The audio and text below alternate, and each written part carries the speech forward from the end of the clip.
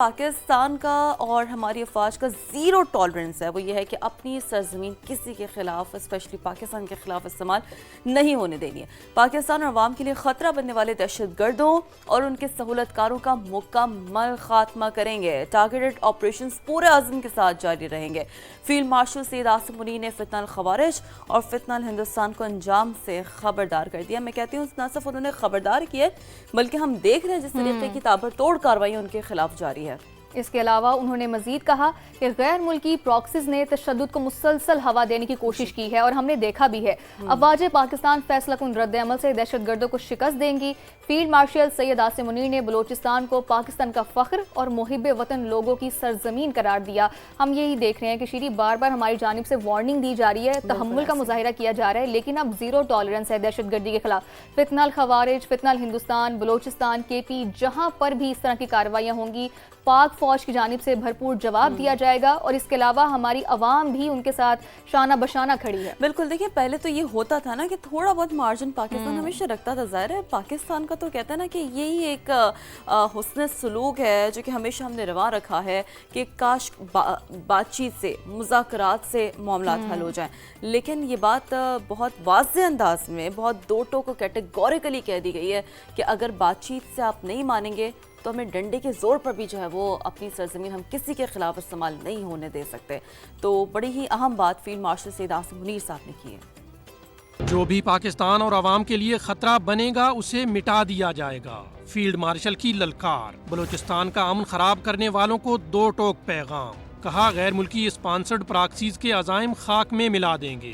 فتنہ الہندوستان اور فتنہ الخوارج کے دہشت گردی کے بنیادی ڈھانچے کو جڑ سے اکھاڑ پھینکیں گے۔ سید آصم منیر نے جی ایچ کیو میں نیشنل ورکشاپ میں بلوچستان کے شرکاء سے خطاب میں کہا غیر ملکی پراکسیز نے تشدد کو مسلسل ہوا دینے اور استحکام کو نقصان پہنچانے کی کوشش کی۔ افواج پاکستان فیصلہ کن رد عمل سے دہشت گردوں کو شکست دیں گی۔ ٹارگیٹڈ آپریشنز پورے عزم کے ساتھ جاری رہیں گے۔ فیلڈ مارشل نے بلوچستان کو پاکستان کا فخر اور محب وطن لوگوں کی سرزمین قرار دیا۔ کہا عوام کی مستقل حمایت سے بلوچستان میں دیرپا امن قائم ہوگا۔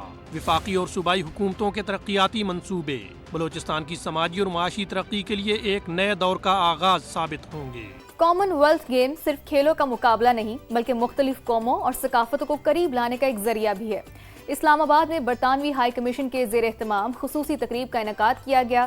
برطانوی کمشنر جین میریٹ سمیت کامن ویلتھ اسکالرز اور ساتھ ہی مختلف شعبہ زندگی سے تعلق رکھنے والے شخصیات نے شرکت کی۔ شہزاد علی نے رپورٹ تیار کی ہے، دیکھتے ہیں۔ برطانوی ہائی کمیشن میں خصوصی تقریب کا انعقاد کامن ویلتھ گیم کے ذریعے دوستی، باہمی احترام اور عالمی تعاون کے فروغ کو اجاگر کیا گیا۔ جین میریٹ نے کہا کہ کھیل پاکستان اور برطانیہ کے درمیان تعلقات مضبوط بنانے اور عوامی روابط کے فروغ کا مؤثر ذریعہ ہیں۔ Tonight is more than about sport. It's about friendship, it's about connection and the bonds that unite the Commonwealth family together. تقریب کے شرکاء نے کہا کہ کھیل سرحدوں سے بالاتر ہو کر قوموں کو قریب لانے، نوجوانوں کو مثبت سرگرمیوں کی جانب راغب کرنے اور مشترکہ اقدار کو مضبوط بنانے میں اہم کردار ادا کر سکتے ہیں۔ کیمرمین رحیل قریشی کے ساتھ شہزاد علی، سما، اسلام آباد۔ اچھا جی، بڑی انٹرسٹنگ سٹوری ہے کہ جتنا وزن اتنے ہی ٹماٹر۔ اسپین کے ورلڈ کپ ہیروز کے لیے ایک منفرد انعام رکھا گیا۔ فابیان رویز اور گاوی کو آبائی شہر واپسی پر ترازو میں باقاعدہ طور پر نہ تولا گیا اور ان کے وزن کے برابر ٹماٹروں کا انہیں تحفہ دیا گیا۔ ذرا آپ کو دکھاتے ہیں اس وقت کے انٹرسٹنگ ویژولز بھی۔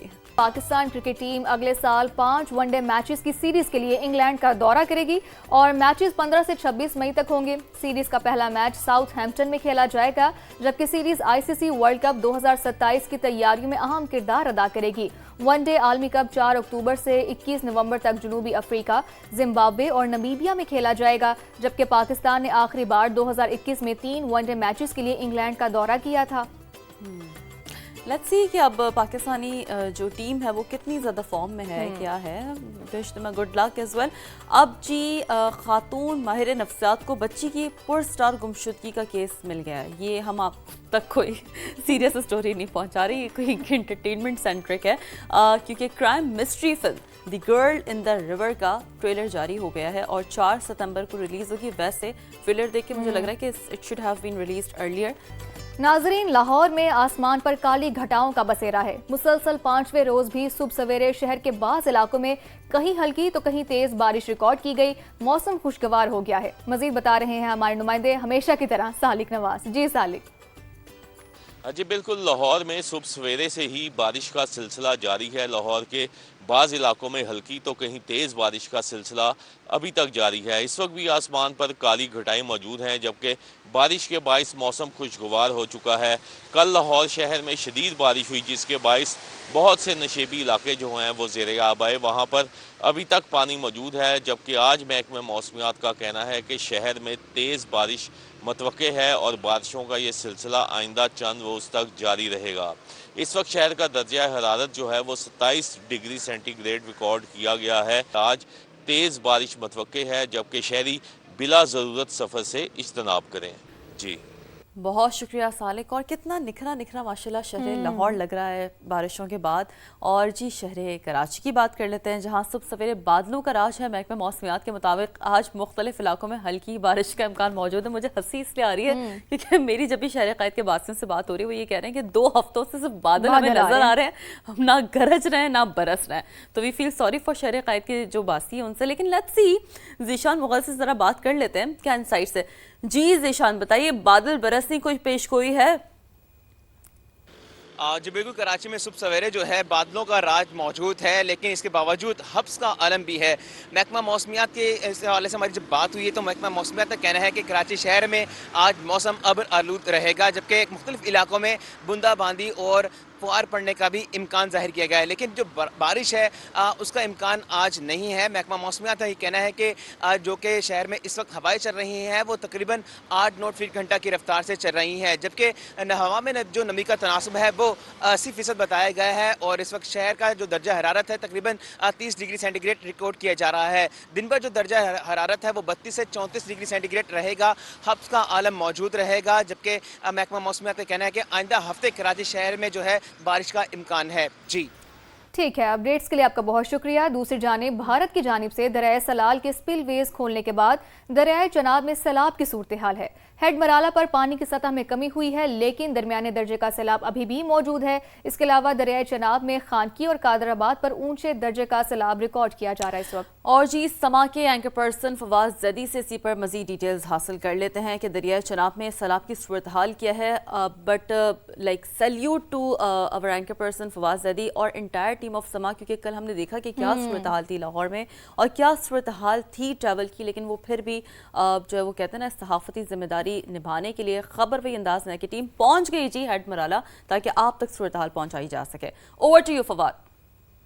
जी बहुत शुक्रिया शीरीन, आपको सूबिया, आपको खबर वही अंदाज नया की पूरी टीम को, और इसके साथ साथ आपके व्यूअर्स को मेरी तरफ से हेड मराला से आप सबको very good morning to all of you और खुशामदीद हेड मराला से। चूँकि यहाँ पर हम दरियाए चनाब पर मौजूद हैं। हेड मराला का ये मकाम है जहाँ गुज़िश्ता 2 रोज़ पहले भारतीय आबी जारियत की वजह से काफ़ी यहाँ पर बहुत ज़्यादा पानी आया, और ये वो मकाम है। ये मेरे राइट साइड पर मैं आपको कहूँगा कि आप देखें, कैमरामैन अज़हर इकबाल हमारे साथ मौजूद हैं, उनसे मैं कहूँगा कि आपको दिखाएं कि अगर आप इसको बिल्कुल आप पीछे की तरफ देखें तो ये यहाँ से दरियाए चनाब पर पानी की आमद का सिलसिला शुरू हुआ है, और जो भारत की जानिब से पानी छोड़ा गया था।